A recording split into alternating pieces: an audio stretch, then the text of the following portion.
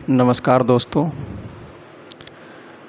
ये है आप लोगों का सिलेबस जो कि 11th मैथमेटिक्स में आप लोगों को पढ़ना है।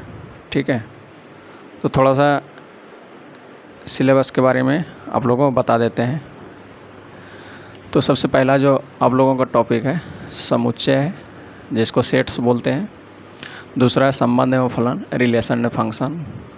तीसरा है त्रिकोणमितीय फलन, ट्रिग्नोमेट्रिक फंक्शन। चौथा है सम्मिश्र संख्याएं और द्विघातीय समीकरण, complex number and quadratic equation. ठीक है, उसके बाद है आप लोगों का रैखिक असमीकाएं, लीनियर इनइक्वालिटीज। उसके बाद है क्रमचय और संचय, परमुटेशन एंड कम्बिनेशन। सातवां टॉपिक है द्विपद प्रमेय, बाइनोमियल थ्योरम। उसके बाद है आठवां अनुक्रम तथा श्रेणी, सीक्वेंस एंड सीरीज। ठीक, उसके बाद 9वां है सरल रेखाएं, स्ट्रेट लाइन। 10वां है शंकु परिच्छेद, कोनिक सेक्शन। 11 है त्रिविमीय ज्यामिति का परिचय, इंट्रोडक्शन टू 3 डायमेंशनल ज्योमेट्री। ठीक, उसके बाद है आप लोगों का सीमा और अवकलज, limits and derivatives. 13 number topic है सांख्यिकी, स्टैटिस्टिक्स। और उसके बाद लास्ट टॉपिक आप लोगों का प्रायिकता, प्रोबेबिलिटी। ठीक है, तो ये आप लोगों को पढ़ना है। उसके बाद कुछ बुक्स का नाम देख लेते हैं।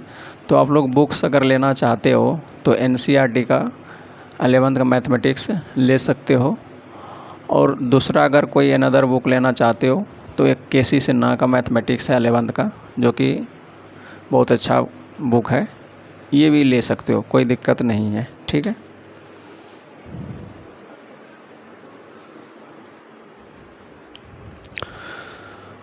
तो सबसे पहला टॉपिक है आप लोगों का समुच्चय, सेट थ्योरी। तो सेट थ्योरी में सबसे पहले हम लोग पढ़ेंगे भूमिका।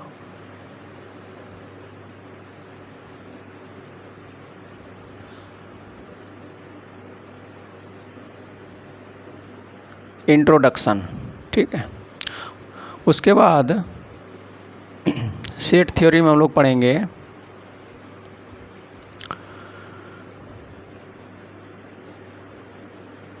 समुच्चय और उनका निरूपण।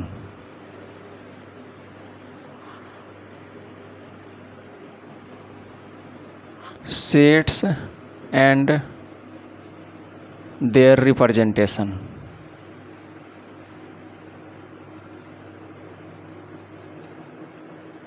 There representation. ठीक है, उसके बाद हम लोगों को पढ़ना है समुच्चय के प्रकार।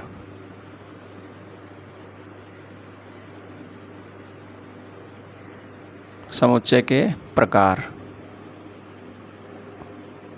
Types of set. Types of set. उसके बाद पढ़ना है हम लोगों को उप समुच्चय।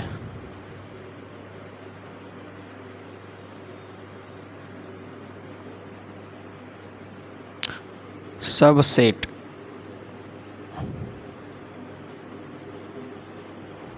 ठीक है, 5 नंबर में पढ़ना है हम लोगों को वेन डायग्राम, वेन आरेख।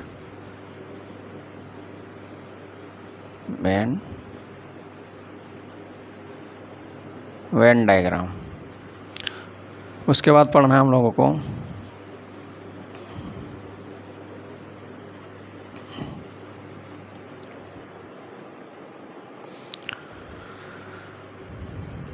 समुच्चय पर संक्रियाएं।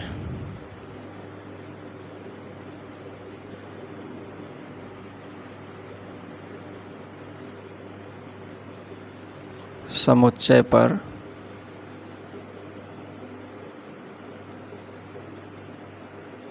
संक्रियाएं, ऑपरेशन ऑन सेट। ठीक है, उसके बाद आगे पढ़ना है 7 नंबर हम लोगों को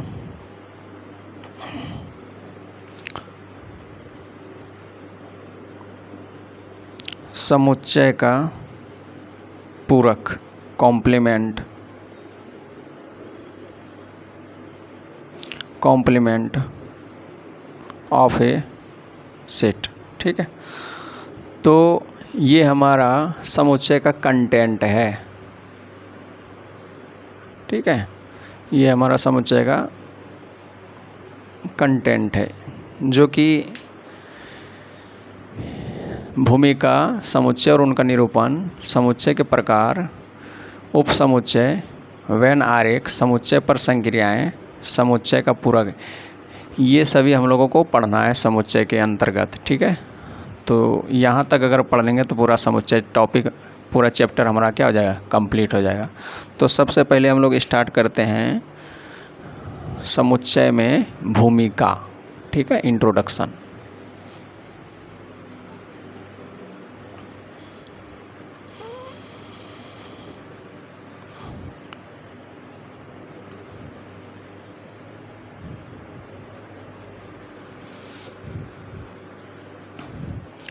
तो आप लोग भूमिका हेडलाइन दे करके लिख सकते हैं। तो इसमें एरो मार्कर लिख के लिखेंगे हम लोग। देखिए, भूमिका में क्या है कि इसका समुच्चय का परिचय, सबसे पहले एक जर्मन गणितज्ञ थे जिसका नाम है जॉर्ज कैंटोर। ठीक है, उन्होंने त्रिकोणमितीय सीरीज के कुछ क्वेश्चन सॉल्व कर रहे थे। वही सॉल्व करने के दौरान उसके माइंड में समुच्चय का आइडिया आया। ठीक है, तो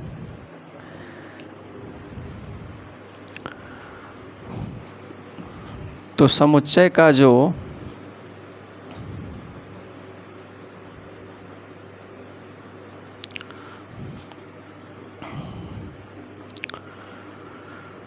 समुच्चय का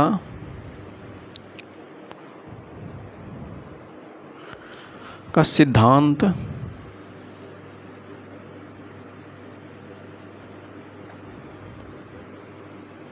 जर्मन गणितज्ञ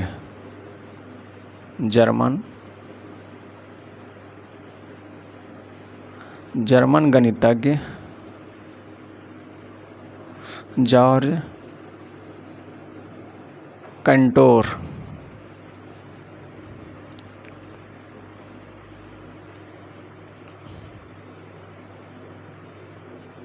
के द्वारा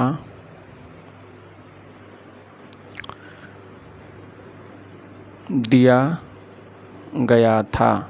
ठीक है, अब देखो, अब वो यहाँ पे जॉर्ज कैंटोर जो है, इसको समुच्चय का फादर भी कहा जाता है, father of set, father of set theory. ठीक है,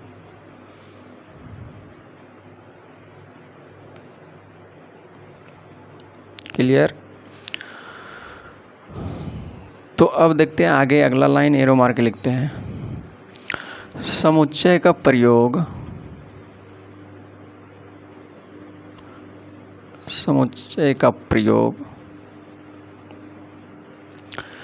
संबंध एवं फलन,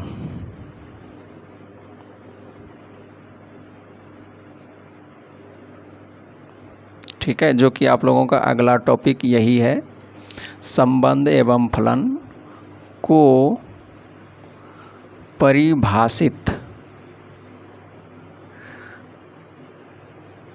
करने के लिए किया जाता है। ठीक है,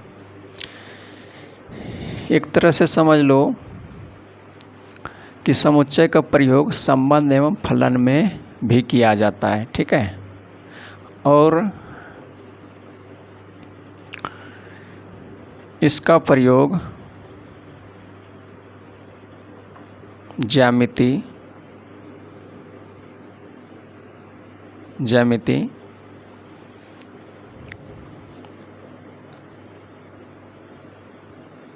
ज्योमेट्री, ठीक है, कॉमा, अनुक्रम,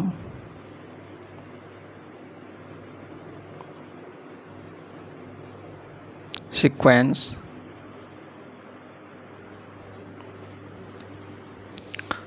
तथा प्रायिकता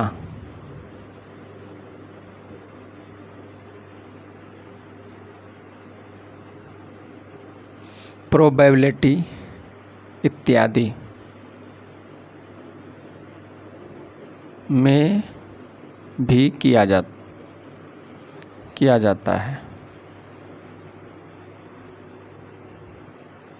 ठीक है, तो आप लोगों का ये जो समुच्चय है ये बहुत इम्पोर्टेंट टॉपिक है आप लोगों के लिए, क्योंकि इसकी मदद से हम लोग कई सारे 11th के टॉपिक डील करते हैं। ठीक है, आप लोग के एग्जाम्पल सामने हैं, ज्यामिति में अनुक्रम, प्रायिकता, आगे चल के पढ़ोगे कैलकुलस में भी सेट थ्योरी का प्रयोग किया जाता है। ठीक है,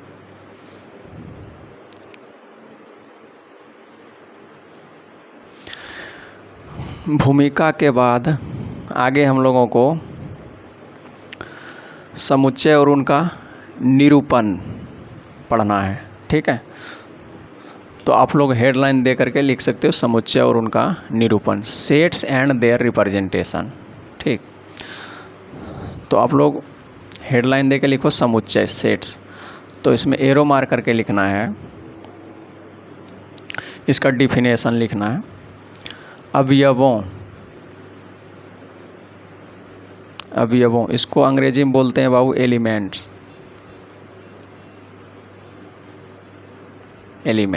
ठीक है, अवयवों के सुपरिभाषित, इसको बोलते हैं अंग्रेजी में वेल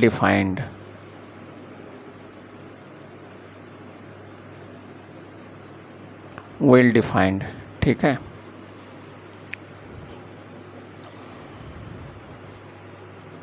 संग्रह, इसको अंग्रेजी में बोलते हैं कलेक्शन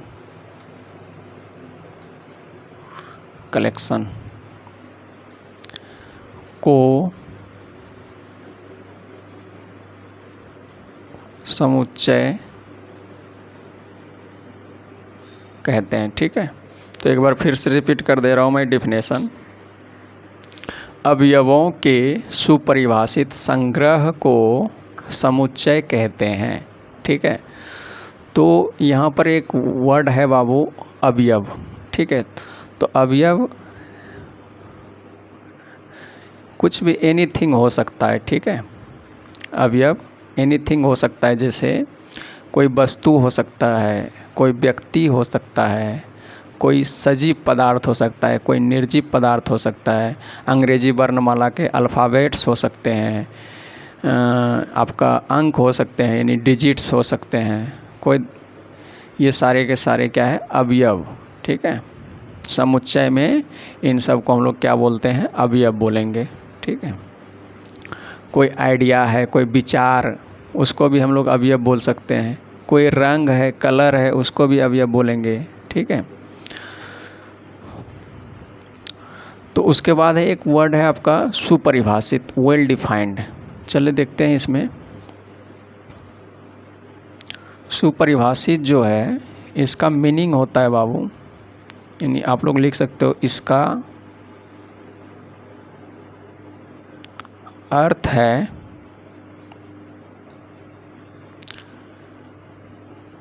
किसी अवयवों का संग्रह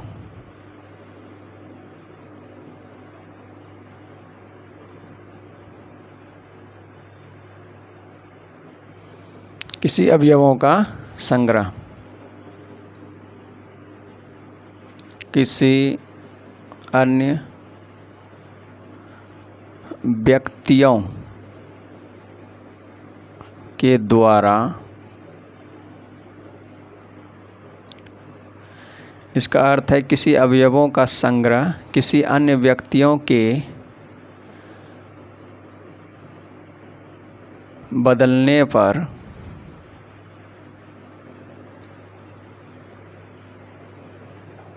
नहीं बदलता हो। ठीक है, सुपरिभाषित का मीनिंग है किसी अवयवों का संग्रह किसी अन्य व्यक्तियों के बदलने पर नहीं बदलता हो। ठीक है, तो संग्रह जो है आप लोग जानते होंगे, संग्रह यानी इकट्ठा, बहुत सारे ढेर को क्या बोलेंगे हम लोग? संग्रह बोलेंगे। तो एग्जाम्पल से हम लोग समझते हैं और बेहतर तरीके से। तो पहला एग्जाम्पल आप लोग लिख सकते हो,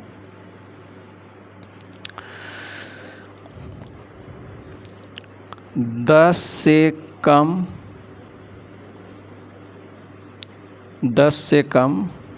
सम संख्या। ठीक है, तो 10 से कम सम संख्या कौन कौन सी हो सकती है? 2, 4, 6, 8। ठीक है, 10 नहीं हो सकती है क्योंकि यहाँ पर बोला गया है 10 से कम सम संख्या। ठीक है, तो अब इसमें आप लोगों को बताना है, अगर व्यक्तियों को चेंज कर दिया जाए कि अलग अलग व्यक्तियों से 10 से कम सम संख्या को लिखने के लिए बोला जाए, तो वो यही लिखेंगे 2, 4, 6, 8।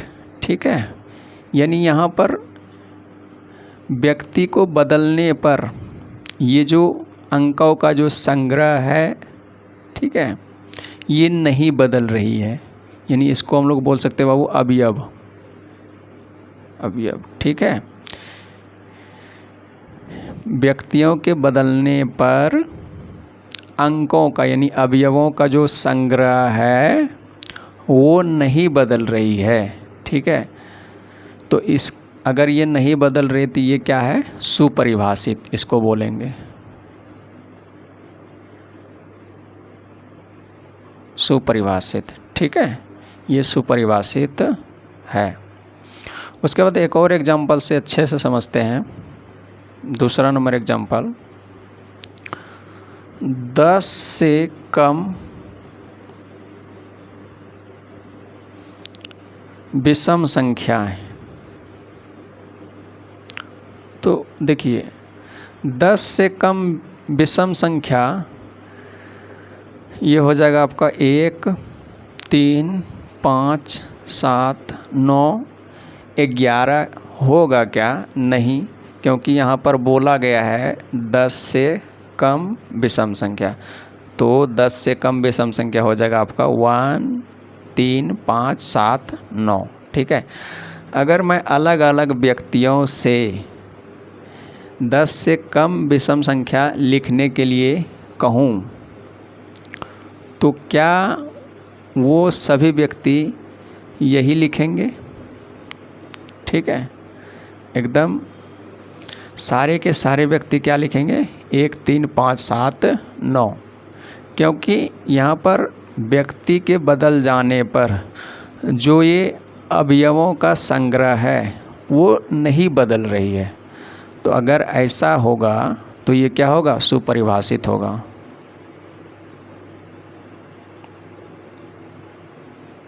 सुपरिभाषित है। ठीक है, आप लोग को क्लियर हो रहा होगा। एक और एग्जांपल से समझते हैं हम लोग बेहतर तरीके से, और धीरे धीरे क्लियर होगा। टोटल 5 एग्जांपल हम लोग देंगे तो पूरा क्लियर हो जाएगा आप लोगों को।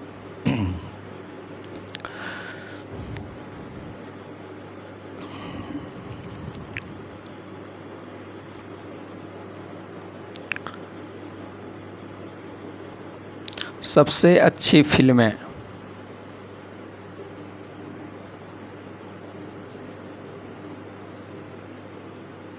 सबसे अच्छी फिल्में। ठीक है, तो देखिए, अगर आप हमसे पूछोगे कि सबसे अच्छी फिल्में आपको कौन सी लगती है, तो हम देशभक्ति फिल्मों का नाम बता दें आपको। ठीक है, और अगर आपको पूछा जाए कि आपको सबसे अच्छी फिल्में कौन सी लगती है, तो आप हो सकता है लव स्टोरी फिल्में का नाम बता दोगे, ठीक है। कोई तीसरे व्यक्ति से अगर पूछा जाए कि आपके लिए सबसे अच्छी फिल्में कौन सी है, तो अगर उस तीसरे व्यक्ति को हॉलीवुड मूवी पसंद होगा तो किसी हॉलीवुड अच्छे मूवी का वो नाम बता देंगे। तो यहाँ पर समझने वाली बात ये है कि जैसे जैसे हम व्यक्तियों को बदलते हैं, ठीक है, तो फिल्मों के नामों का जो संग्रह है वो क्या हो रही है, बदल रही है, ठीक है। जैसे हम एग्जाम्पल से समझते हैं और बेहतर तरीके से। देखिए, अगर आप लोग हमसे पूछोगे कि सबसे अच्छी फिल्में कौन हैं, तो हम लिख सकते हैं देश प्रेम, ठीक है। ये मेरे अनुसार है, ठीक है, ये मेरे अनुसार है। अगर हम पूछें आपसे कि आपके अनुसार से सबसे अच्छी फिल्में कौन सी है, तो आप बता सकते हो। अगर आप लव स्टोरी देखने के शौकीन होंगे तो आप बोल सकते हो हीर रांझा,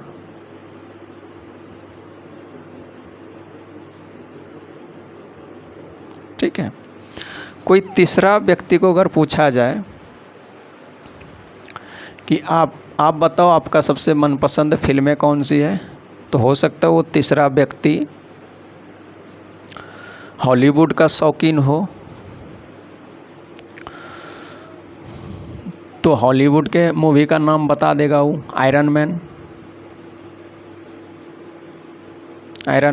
ठीक है।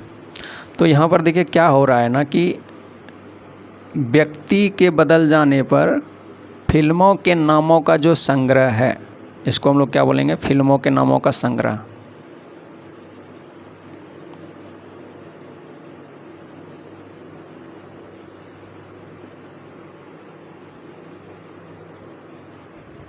ठीक है, वो क्या हो रही है, बदल रही है, ठीक है। व्यक्तियों के बदलने पर अच्छे फिल्मों के नामों का जो संग्रह है यानी कलेक्शन जो है वो क्या हो रही है, बदल रही है। अगर ऐसा हो रहा है तो क्या ये सुपरिभाषित है? ये सुपरिभाषित नहीं है,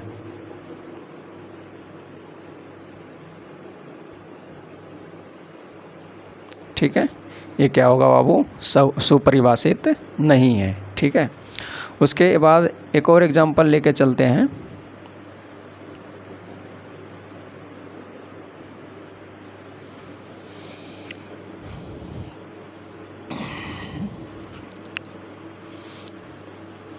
तीन सबसे अच्छी पुस्तकें, ठीक है। तो यहाँ पर देखिए, अगर आप हमसे पूछोगे कि तीन सबसे अच्छी पुस्तकें कौन है, तो हम बता देंगे फिजिक्स, दूसरा मैथमेटिक्स, ठीक है, तीसरा नेटवर्क थ्योरी,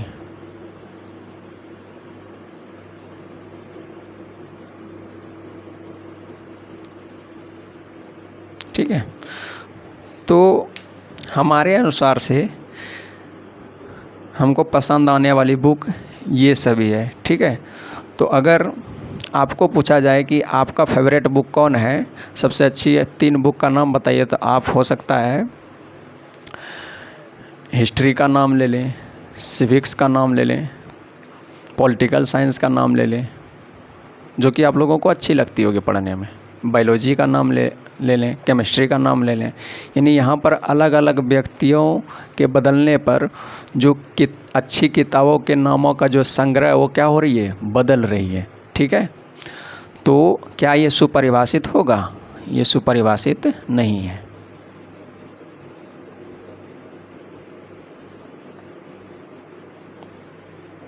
ठीक है, सुपरिभाषित नहीं है। एक और एग्जांपल देखते हैं, आप लोग नोट कर लिए होंगे।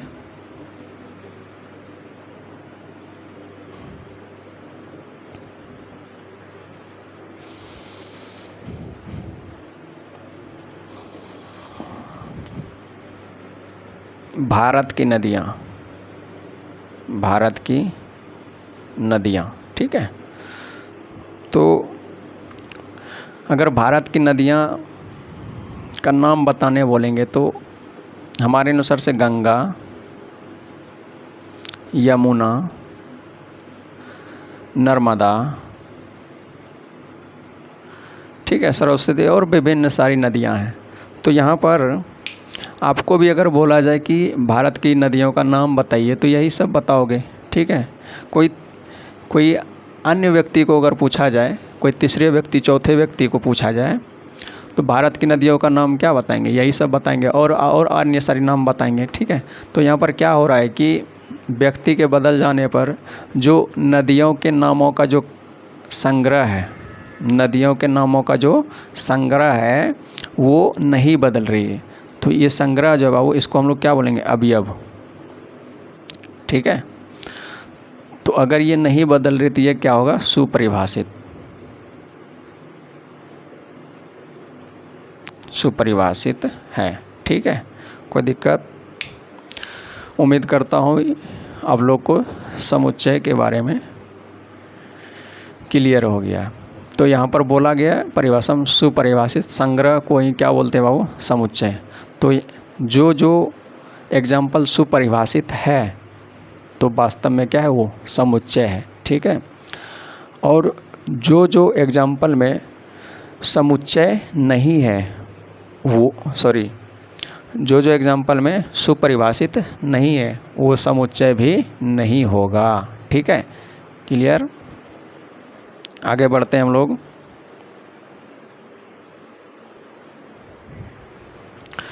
समुच्चय का निरूपण, रिप्रेजेंटेशन ऑफ सेट। तो इसमें आप लोग पहला नंबर दे करके लिख सकते हो। देखिए, सेट को जो रिप्रेजेंट करने का तरीका है वो हम लोग देखेंगे कैसे रिप्रेजेंट करते हैं समुच्चय को, यानी सेट्स को कैसे रिप्रेजेंट करते हैं। तो पहला नंबर में दे करके लिखना आप लोगों को,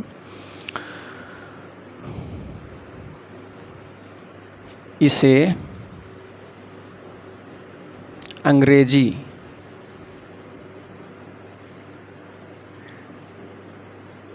वर्णमाला के बड़े अक्षरों से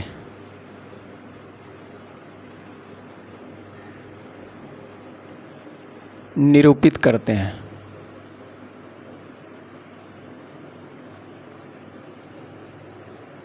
निरूपित करते हैं, ठीक है। कैसे बाबू? अंग्रेजी वर्णमाला को जो बड़ा अक्षर है, जैसे ए हो गया, बी हो गया, पी हो गया, क्यू हो गया, एक्स हो गया, यानी सारे के सारे कैपिटल लेटर से हम समुच्चय को निरूपित करेंगे, ठीक है।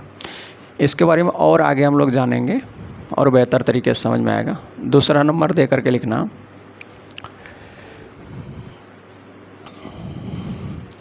इसमें अवयवों को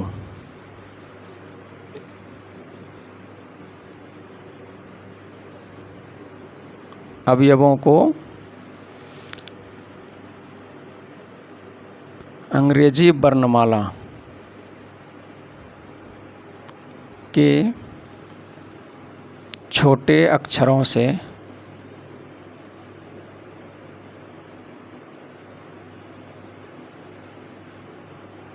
निरूपित करते हैं, ठीक है। जो अवयव होगा उसको हम लोग किससे निरूपित करेंगे? अंग्रेजी वर्णमाला के छोटे अक्षरों से, जैसे ए हो गया, बी हो गया, सी हो गया, डी हो गया, ई हो गया, एक्स हो गया, जेड हो गया, वाई हो गया, ठीक है।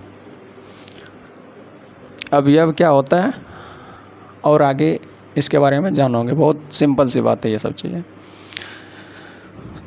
तीसरा नंबर में समुच्चय का जो लिखने का जो तरीका है, इसे मंझले ब्रैकेट में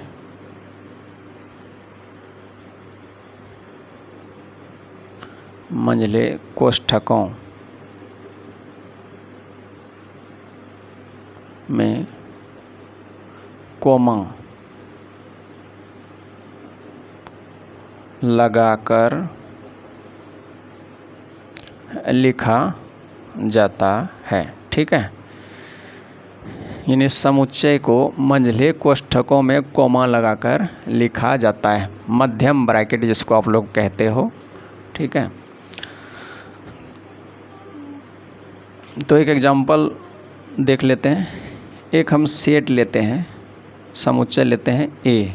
ठीक है, बराबर मध्यम ब्रैकेट 1, 2, 3, 4, 5।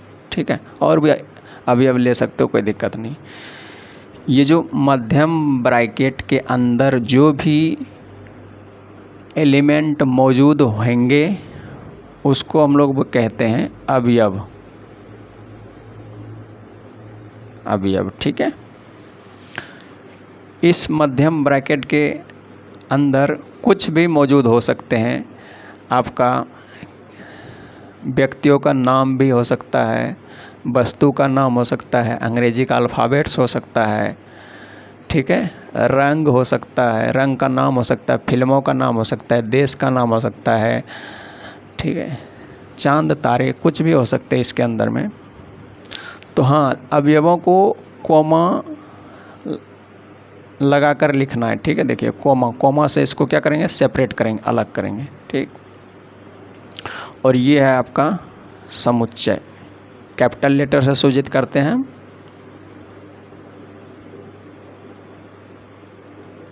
समुच्चय, ठीक है। इसको तो आप लोग जानते हो, ये मध्यम ब्रैकेट है और ये आपका कोमा है। ठीक है, ये रिप्रेजेंट करने का तरीका है समुच्चय को। चौथा नंबर में हम लोग देखेंगे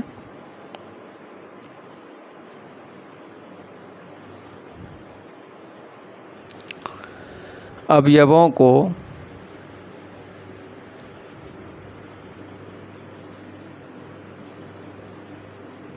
किसी भी क्रम में लिखा जा सकता है। इसका मतलब क्या हुआ कि कोई एक सेट हमने लिया, इसी को उठा करके यहाँ लिया। मेरा मन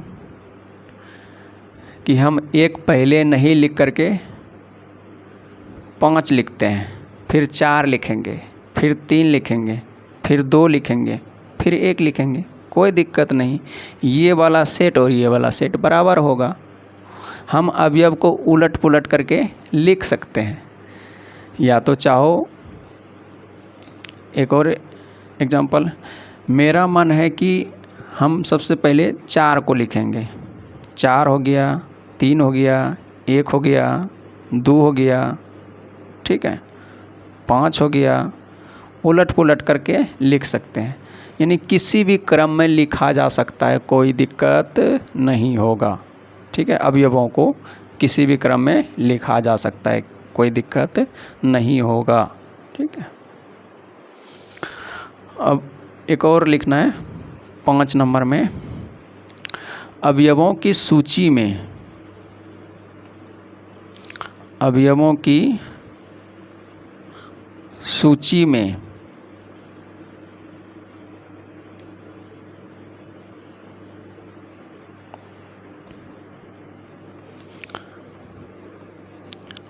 अवयवों की पुनरावृत्ति नहीं होनी चाहिए।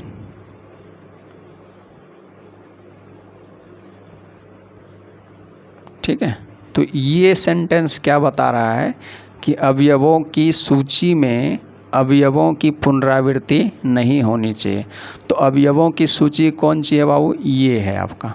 ठीक है, जो मध्यम ब्रैकेट के अंदर जो भी अवयव मौजूद है, इसको सूची कहेंगे अवयवों। तो इसमें रिपीटेशन नहीं होना चाहिए। जैसे एक एग्जांपल लेते हैं, A 1 1 2 3 4 5 5। ठीक है, देखिए यहाँ पे ये जो अवयवों की जो सूची है, ये है अवयवों की सूची। इसमें कई अवयव जैसे 1 2 बार रिपीट हो गया है, उसके बाद देखिए 5 2 बार रिपीट हो गया है, तो हमें इसको अवयवों को रिपीट नहीं करनी है, ठीक है। तो ये बात ध्यान में रखना है। तो ये समुच्चय आपका नहीं हुआ है, ठीक है। तो जब भी अवयवों की सूची बनाना है तो हमें एक अवयव ही लिखना है, ठीक है। तो यहाँ पर 2 बार उसको रिपीट नहीं करना है, क्लियर। उसके बाद है आपका, इसी में पढ़ना है 6ठा नंबर में समुच्चय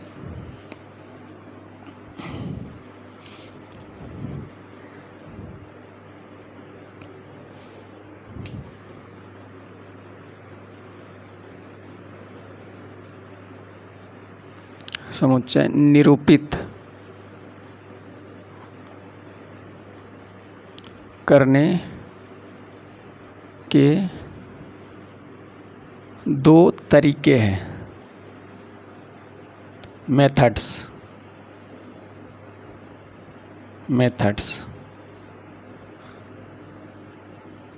ठीक है।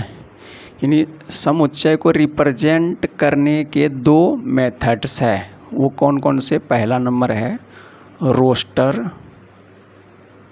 या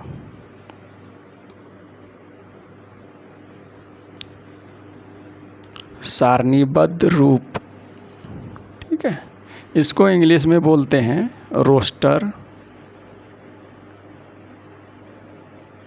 रोस्टर फॉर्म या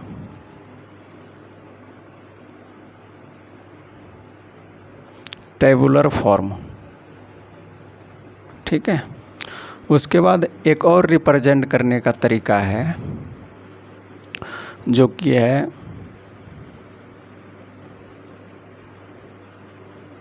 समुच्चय निर्माण रूप, ठीक, या सांकेतिक रूप, इस नाम से भी बोला जाता है इसको। तो इंग्लिश में इसको बोलते हैं बाबू सेट बिल्डर फॉर्म या सिंबॉलिक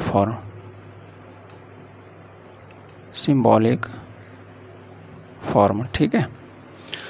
तो हम लोग एक एक करके पढ़ेंगे। सबसे पहले पढ़ेंगे रोस्टर या सारणीबद्ध रूप, उसके बाद हम लोग पढ़ेंगे समुच्चय निर्माण रूप, ठीक है, या सांकेतिक रूप।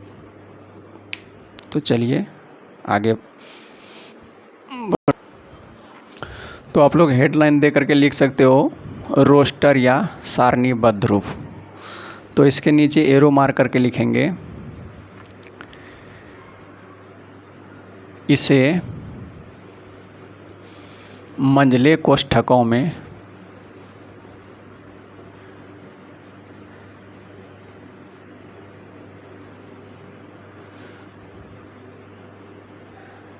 कोमा लगाकर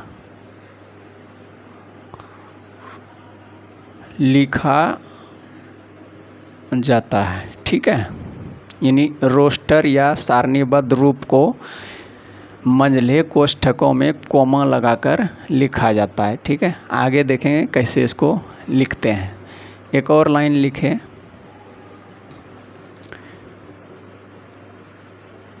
इसमें अवयव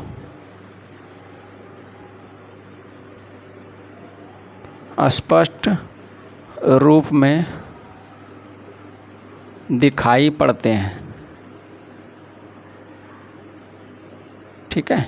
इसमें अवयव स्पष्ट रूप में दिखाई पड़ते हैं।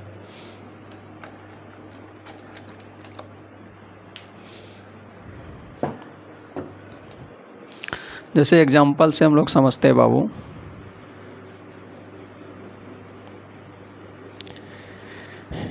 एक सेट हमने लिया ए, मध्यम ब्रैकेट 1, 2, 3, 4, 5 और भी आगे अवयव ले सकते हैं, कोई दिक्कत नहीं है, हम उदाहरण के लिए समझ रहे हैं, ठीक है। तो इसमें जो ये अवयव है आपका स्पष्ट दिखाई पड़ रहे हैं, अवयव इसमें स्पष्ट दिखाई पड़ रहे हैं, ये पहचानने का तरीका है। तो ये कौन सा फॉर्म है बाबू? Roster form. इसको शॉर्ट में RF या सारणीबद्ध रूप, टेबुलर फॉर्म, ठीक है, यानी RF या TF, क्लियर, लिखेंगे इसको। उसके बाद एक और एग्जांपल देते हैं। कोई सेट हमने P लिया, मध्यम ब्रैकेट चालू, A E I O U, ठीक है। तो हमने अंग्रेजी वर्णमाला के 5 अक्षर लिए हैं, AEIOU, जो कि भावेल इसको बोलते हैं हम लोग, ठीक है। तो ये भी क्या है आपका? अवयव है, ठीक है, यानी एलिमेंट्स। और ये क्या आपका? समुच्चय है। ये मध्यम ब्रैकेट, ये कॉमा है। तो ये आपका रोस्टर या सारणीबद्ध को रिप्रेजेंट करने का तरीका। तो ये कौन सा रूप है आपका? रोस्टर फॉर्म या टेबुलर फॉर्म, ठीक है।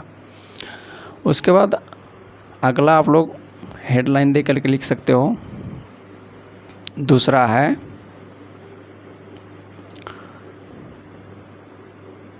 समुच्चय निर्माण रूप या सांकेतिक रूप, सांकेतिक रूप, ठीक है। तो इसमें एरो मार करके लिख सकते हो आप लोग। इसमें अवयवों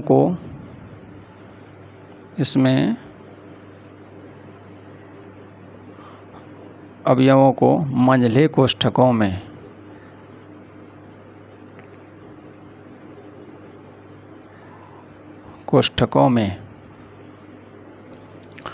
कोमा लगाकर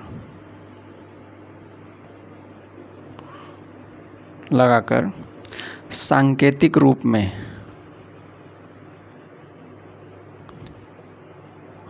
रूप में लिखा जाता है, ठीक है। देखिए इसको यानी कि समुच्चय निर्माण रूप या सांकेतिक रूप को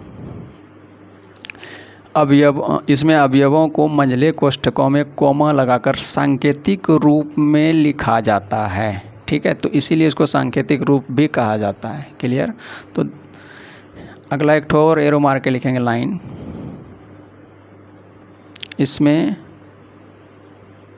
अवयव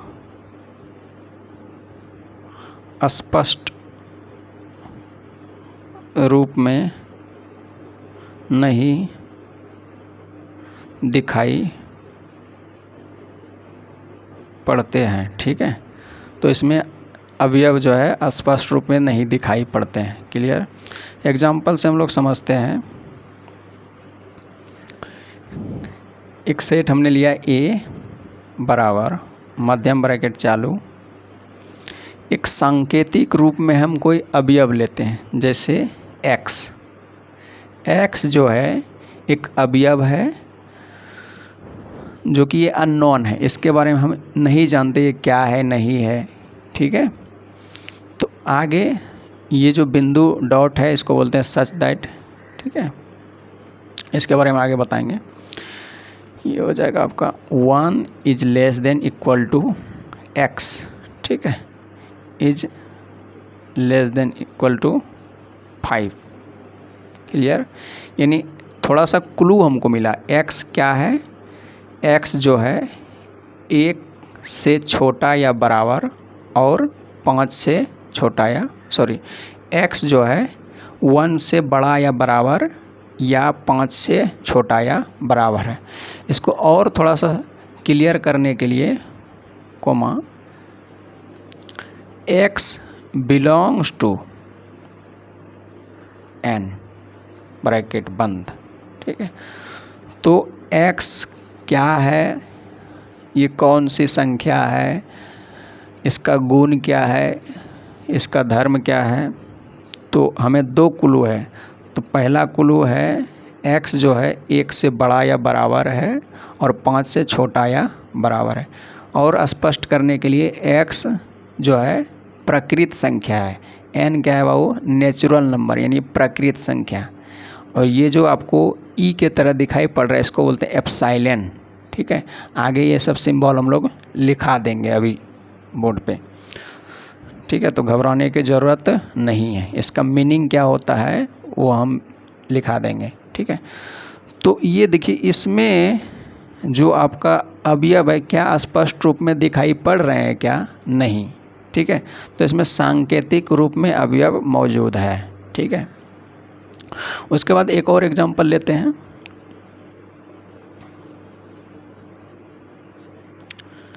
x such that x अंग्रेजी वर्णमाला का वॉवेल है। ठीक है, तो यहाँ पर क्या बोल रहा है कि जो x अवयव अननोन अवयव है वो अंग्रेजी वर्णमाला का वॉवेल है।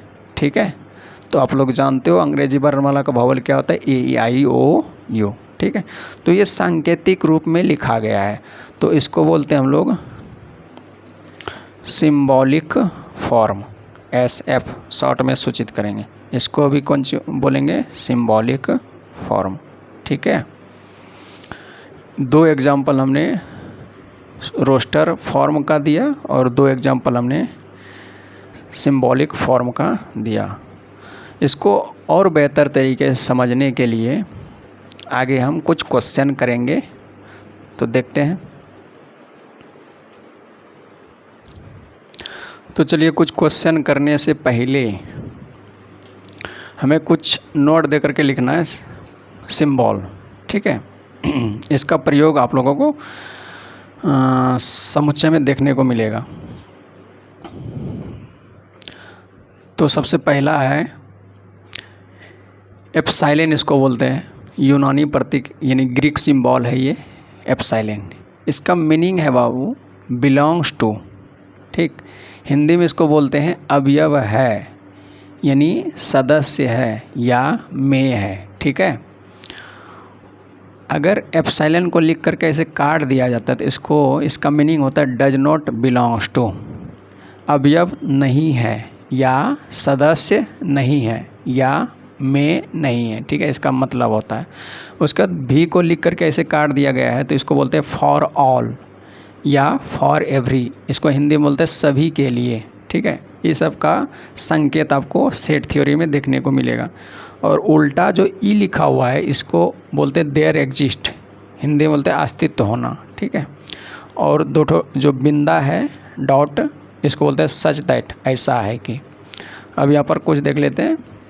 अगर आपको सेट थ्योरी में कहीं पर कैपिटल आई या कैपिटल जेड देखने को मिले तो ये क्या समझिएगा आप लोग, पूर्णांक संख्याओं का समुच्चय। ठीक है, यानी अंग्रेजी में बोलते हैं इंटीजर। उसके बाद कैपिटल एन अगर देखने को मिले तो आप लोग क्या समझिएगा, प्राकृत संख्याओं का समुच्चय। कैपिटल क्यू अगर रहेगा तो परिमेय संख्याओं का समुच्चय। परिमेय संख्या आप लोग जानते होंगे क्या है, P/Q, जहाँ पर Q नॉट इक्वल टू 0। ठीक है, ये जो कैपिटल R है ये वास्तविक संख्याओं का समुच्चय। ठीक है, Q पर प्लस चिन्ह है तो धन परिमेय संख्याओं का समुच्चय। अगर आपको कहीं पर Q पर माइनस चिन्ह अगर देखने को मिलेगा, यानी Q पर अगर माइनस चिन्ह देखने को मिलेगा तो इसको हम लोग बोलेंगे ऋण परिमेय संख्याओं का समुच्चय। ठीक है, उसी तरीके से R प्लस है तो धन वास्तविक संख्याओं का समुच्चय और R माइनस रहेगा तो ऋण वास्तविक संख्याओं का समुच्चय होगा। ठीक है, I पर प्लस या Z पर प्लस होगा तो धन पूर्णांकों का समुच्चय उसको बोलेंगे। अगर I पर माइनस या Z पर माइनस आपको देखने को मिले तो उससे हम लोग ऋण पूर्णांकों का समुच्चय बोलेंगे। ठीक है, क्लियर। तो अब हम लोग क्या करते हैं, क्वेश्चन करते हैं।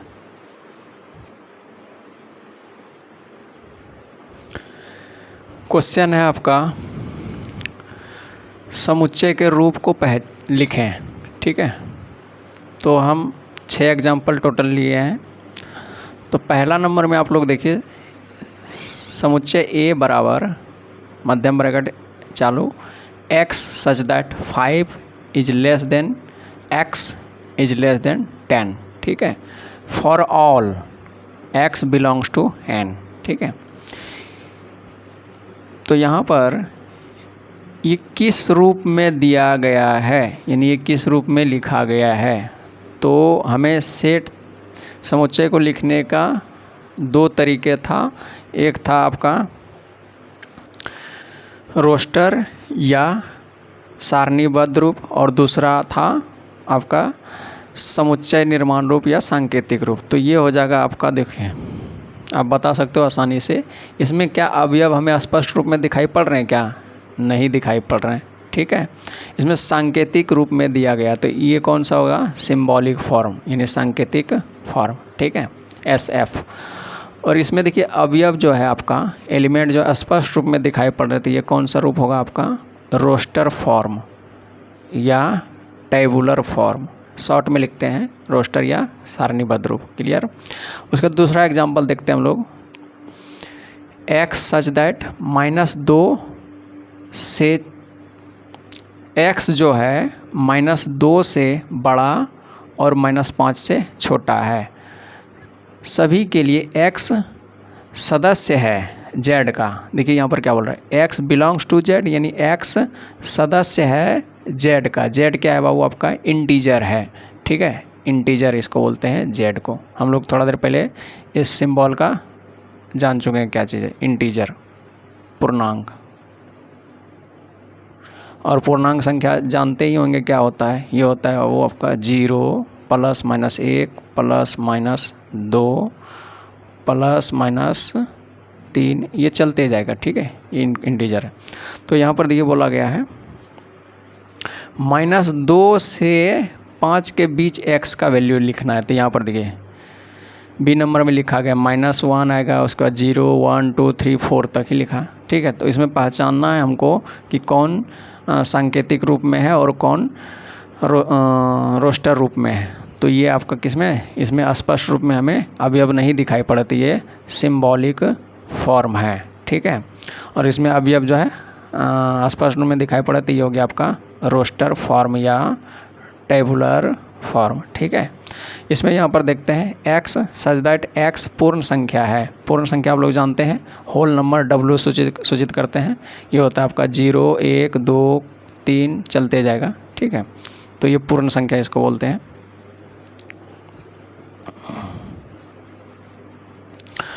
तो ये है 0 1 2 3 चलते जाएगा। तो इसमें पहचानना हमें कौन सा रूप है ये। तो ये हो गया आपका, इसमें स्पष्ट रूप में हमें अवयव नहीं दिखाई पड़ रहे हैं, तो ये हो गया आपका सिंबॉलिक फॉर्म, और ये हो गया आपका रोस्टर फॉर्म या टेबुलर फॉर्म। ठीक है, उसके बाद इसमें देखते हैं, तो इसमें भी अवयव हमें दिखाई नहीं पड़ रहे हैं। तो यहाँ पर क्या बोल रहा है, x सम संख्या है। तो x सम संख्या हो जाएगा, माइनस में भी यहाँ पर कुछ बोला ज़्यादा नहीं गया। देखिए x प्लस, ना तो x प्लस लिखा गया ना तो x माइनस लिखा गया, खाली बोला गया x सम संख्या है। तो माइनस इधर नेगेटिव साइड से चलते चलते पॉजिटिव अनंत तक चलते जाओ। ठीक है, तो इसमें हमको पहचानना है कौन सा रूप है ये। तो ये हो गया, इसमें अवयव हमें दिखाई नहीं पड़ रही, ये हो गया सिंबॉलिक फॉर्म, और ये हो गया आपका रोस्टर फॉर्म या टेबुलर फॉर्म। ठीक है, उसके बाद इसमें देखिए 5वां number example, x such that x बराबर है 5n। ठीक है, तो यहाँ पर फॉर ऑल यानी सभी के लिए n का सदस्य, यानी स्मॉल n जो है कैपिटल N का सदस्य है। कैपिटल N क्या है?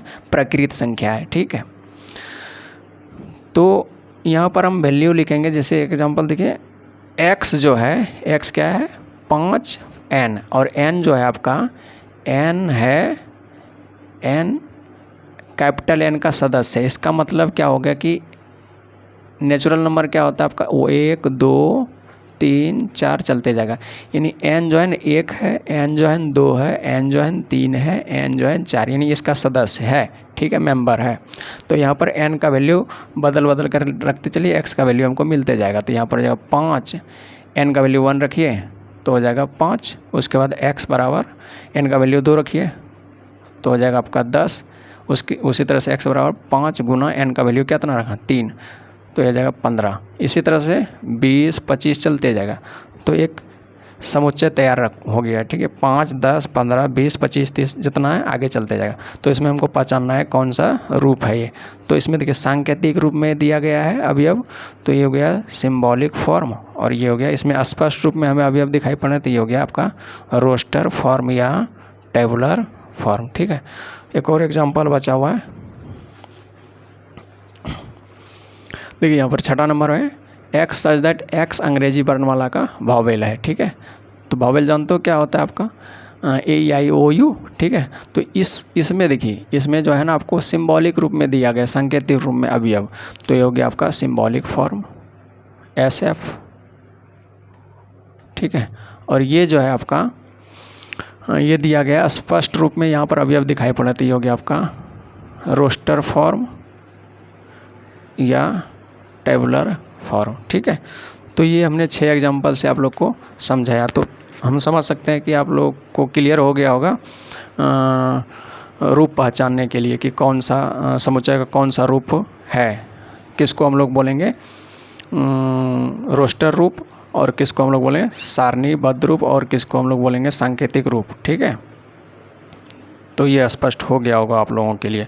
तो आगे हम लोग कुछ और क्वेश्चन करते हैं।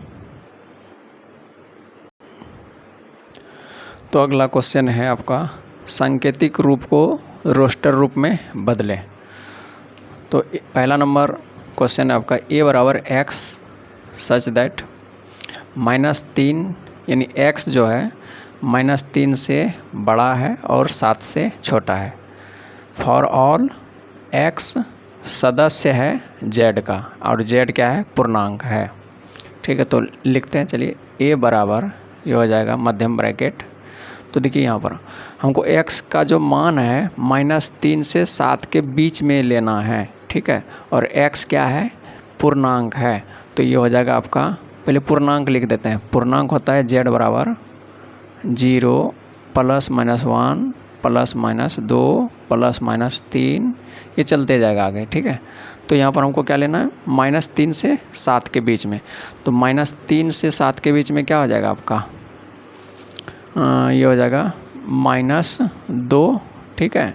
उसके बाद होगा -1, उसके बाद होगा आपका 0, उसके बाद होगा आपका 1, उसके बाद 2, 3, 4, 5, 6, 7 नहीं होगा क्योंकि 7 से छोटा बोल रहा है, ठीक है। तो ये हो गया, तो ये हो गया आपका सिंबॉलिक फॉर्म, ये हो गया आपका रोस्टर फॉर्म या टेबुलर फॉर्म, ठीक है। उसके बाद दूसरा क्वेश्चन है B बराबर X सच दैट X जो है 6 से छोटा है। फॉर ऑल X N का सदस्य, N तो प्राकृत संख्या है, तो यहाँ पर हम लोग B बराबर लिखेंगे, प्राकृत संख्या आप लोग जानते होंगे क्या होता है, N बराबर 1, 2, 3, 4 चलते जाओ, ठीक है। तो ये प्राकृत संख्या है, तो हमको X जो है लिखना है 6 से छोटा, तो 6 से छोटा तक लिखना है हमको। 1 हो जाएगा, 2 हो जाएगा, 3 हो जाएगा, 4 हो जाएगा, 5 हो जाएगा, बस अब नहीं, ठीक है। तो हमको 6 से छोटा, ये हो गया आपका टेबुलर फॉर्म या रोस्टर फॉर्म, ये हो गया आपका सिंबॉलिक फॉर्म, ठीक है। उसके बाद तीसरा नंबर क्वेश्चन है C बराबर X सच दैट X विषम प्राकृत संख्या है। प्राकृत संख्या आप लोग समझते हो 1, 2, 3, 4, 5, 6, 7, 8, 9, और उसमें विषम लेना है हमको। तो C बराबर हो जाएगा आपका X जो है विषम प्राकृत संख्या है, तो यहाँ पर हो जाएगा प्राकृत संख्या लिख देते हैं 1, 2, 3, 4, 5, 6, 7 चलते जाएगा, ठीक है। तो इसमें हमको विषम प्राकृत संख्या चुनना है, तो विषम प्राकृत होगा 1 हो जाएगा, 3 हो जाएगा, 5 हो जाएगा, 7 हो जाएगा, उधर चलते जाएगा 9 हो जाएगा। तो हमको विषम लेना, तो यहाँ हो जाएगा 1, उसके बाद 3, 7 5, 7, 9, 11, उसके बाद आगे चलते जाएगा, कहाँ तक जाना, इन्फिनिटी तक चले जाना है, ठीक है। इसमें कोई लिमिटेशन नहीं दिया। तो ये आपका हो गया सिंबॉलिक फॉर्म, ये हो गया आपका रोस्टर फॉर्म या टेबुलर फॉर्म, ठीक है। उसका चौथा क्वेश्चन है आपका x एक पूर्णांक है, x square is less than equal to 4, ठीक है। तो यहाँ पर हमें लिखना है इसका रोस्टर फॉर्म, तो ये हो जाएगा x। तो x एक पूर्णांक है, तो x जो है एक पूर्णांक है। पूर्णांक तो आप लोग जानते होंगे, इंटीजर i बोलो या z बोलो, ये होता है 0 + -1 + -2 + -3 आगे चलते जाएगा, ठीक है। तो यहाँ पर क्या बोला गया है कि एक्स स्क्वायर 4 से कम लेना है, ठीक है। तो एक्स स्क्वायर का मान क्या होना चाहिए, 4 से कम होना चाहिए। तो हमने पहले क्या करना है, यहाँ पे इक्वेशन है ये आपका x square is less than equal to 4। तो इंटीजर एक्स बाबू आपका क्या है, इंटीजर है। तो हम पहले 0 का मान रख के देखते हैं। तो 0 का स्क्वायर तो 4 से कम आ गया, ठीक है। एक्स का वैल्यू 0 लेते हैं, तो यहाँ पर क्या आ जाएगा आपका, 4 से कम आ जाएगा तो 0 हो जाएगा, ठीक है। उसके बाद 1 लेकर के, तो 1 का स्क्वायर क्या हो जाएगा, 1 का स्क्वायर पहले ऐसे करके लिखते हैं। यहाँ पर हमें x के स्थान पे 0 रखा, ठीक है। 0 का स्क्वायर करोगे तो ये क्या मिलेगा, हमको 0 मिलेगा, ठीक है। उसके बाद 1 हमने रखा, तो 1 का स्क्वायर करोगे तो हमको क्या मिलेगा, 1 मिलेगा। उसके बाद -1 हमने रखा, इसका स्क्वायर करोगे तो हमको क्या मिलेगा, 1 मिलेगा, ठीक है। उसके बाद 2 हमने रखा, 2 का स्क्वायर करोगे तो हमको क्या मिलेगा, 4, ठीक है। उसके बाद -2 अगर रहेंगे, इसका स्क्वायर करोगे तो ये आपका 4 मिलेगा। उसके बाद हमें 3 रखें, 3 का स्क्वायर करोगे तो 9। उसके बाद -3 रखेंगे तो इसका स्क्वायर कर लेंगे तो 9। तो देखिए इसमें हमें कौन कौन सी अंक को लेना है। तो यहाँ पर बोला गया है कि x जो है एक पूर्णांक है और x square is less than equal to 4। तो यहाँ पर हमको देखिए एक्स स्क्वायर का मान 4 से कम, 4 के बराबर या 4 से कम कौन है, एक ये वाला है और एक ये वाला है, ये है और ये है। क्या ये दोनों आएगा, ये दोनों नहीं आएगा क्योंकि ये 4 से बड़ा है, ठीक है। तो हमें इसमें जो अवयव आएंगे कौन कौन से आएंगे, 0 आएगा, 1 आएगा, -1 आएगा, 2 आएगा, -2 होगा। कोई दिक्कत इसमें, ये हो जाएगा, क्लियर है। उसके बाद अगला एग्जाम्पल एक लास्ट देखते हैं हम लोग।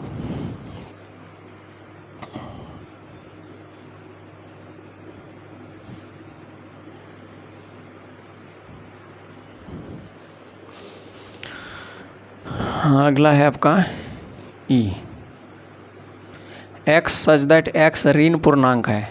तो पूर्णांक इंटीजर 0 +- 1 +- 2 +- 3 +- 4 +- 5 +- 6 चलते जाएगा अनंत तक, ठीक है। तो हमको ऋण पूर्णांक लेना, तो यहाँ पर हो जाएगा नेगेटिव साइड से, तो डॉट डॉट देते जब -∞ से लेना है तो ये हो जाएगा -6 -5 -4 -3 -2 -1, ठीक है।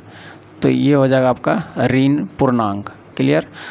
तो नेगेटिव साइड से इधर आप जितना -1 -2 -3 -4 -5 -6 -7 -8 -9 -∞ तक आप लोग चलते जाओगे, ठीक है। तो ये ऋण पूर्णांक हो गया आपका, क्लियर।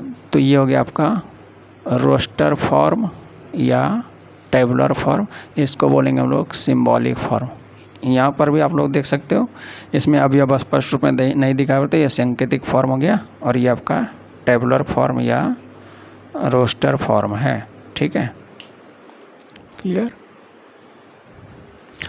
तो चलिए अगला क्वेश्चन है आप लोगों का, रोस्टर या सारणीबद्ध रूप को सांकेतिक रूप में बदलें। ये सारे के सारे रोस्टर रूप है, इसको आपको सांकेतिक रूप में बदलना है। तो देखिए पहला क्वेश्चन है a = 3 6 9 12, ठीक है। तो आप इसको सांकेतिक रूप में बदलना है। तो इसको देखिए क्या लिखेंगे हम लोग, x सच दैट x जो है यहाँ पर 3, उसके बाद 6, देखिए कितना का मल्टीप्लिकेशन होते जा रहा है, 3 दूना 6, उसके बाद 6 के बाद 9, उसके बाद 12, यानी यहाँ पर इस तरह से मल्टीप्लाई होते जा रहा है। 3 में 1 करेंगे तो 3 मिलेगा, उसका 3 में अगर 2 करें मल्टीप्लाई 6 मिलेगा, 3 में अगर 3 करेंगे तो 9, 3 में अगर 4 करेंगे तो कितना मिलेगा 12। तो यानी यहाँ पर हम लोग लिख सकते हैं 3n, ठीक है, कोमा कोमा यानी एंड को बोलते हैं, यानी और को बोलते हैं। और यानी n जो है आपका कहाँ से कहाँ तक जाना चाहिए, 1 is less than equal to n का जो मान होना चाहिए वो होना चाहिए कहाँ तक, 4 तक, ठीक है। ये हो गया आपका सांकेतिक रूप, यानी n का वैल्यू 1 से लेकर के 4 तक रखोगे तो हमें ये रूप देखने को मिलेगा। तो आप रख सकते हो, देखें जैसे n बराबर 1 2 3 4, ठीक है। तो n के स्थान पे 1 रखे तो हमें क्या मिलेगा 3, n के स्थान पे हमको 2 रखना है तो उसके बाद क्या मिलेगा 6, उसके बाद n के स्थान पे 3 रखो तो हमको क्या मिलेगा 9, उसके बाद n के स्थान पे 4 रखो तो हमको क्या मिलेगा 12। तो ये हो गया आपका टेबुलर फॉर्म या रोस्टर फॉर्म, ये हो गया आपका सिंबॉलिक फॉर्म, ठीक है। उसका दूसरा क्वेश्चन देखते हैं, b बराबर 2 4 6 8 16 32, ये तो लग रहा है किसी का स्क्वायर है। तो b बराबर ये हो जाएगा आपका 2, उसके बाद 4, 2 2 4 2 3, उसके बाद 6, उसके बाद 8, उसके बाद 16 32, इस तरह से है। तो हम लोग यहाँ पर लिख सकते हैं x सच दैट x जो है वो n कोई नंबर हमने लिया अननोन, उसका स्क्वायर कर दो तो हम n जो है, और n क्या है आपका प्राकृत संख्या है। कैसे देखते हैं, n बराबर 1 2 3 4 चलते जाएगा, ठीक है। तो n का वैल्यू 1 रखो तो हमको क्या मिले, नहीं ये नहीं हो रहा है,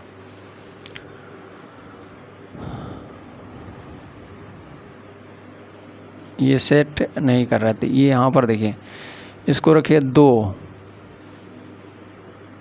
का स्क्वायर अगर करते हैं, देखिए यहाँ पर हमको ये करना है 2 4 6 8 16 32, तो हम यहाँ पर लिखेंगे 2 पर n, ठीक है। उसके बाद कोमा, देखते हैं यहाँ पर 2 पर पावर n है तो n का वैल्यू अगर 1 रखेंगे तो हमको क्या मिलेगा 2 मिलेगा, ठीक है। n का वैल्यू अगर हम 2 रखते हैं तो हमको क्या मिलेगा 4 मिलेगा। n का वैल्यू अगर हम 3 रखते हैं तो 2 2 4 दोनों 8 मिलेगा हमको, सॉरी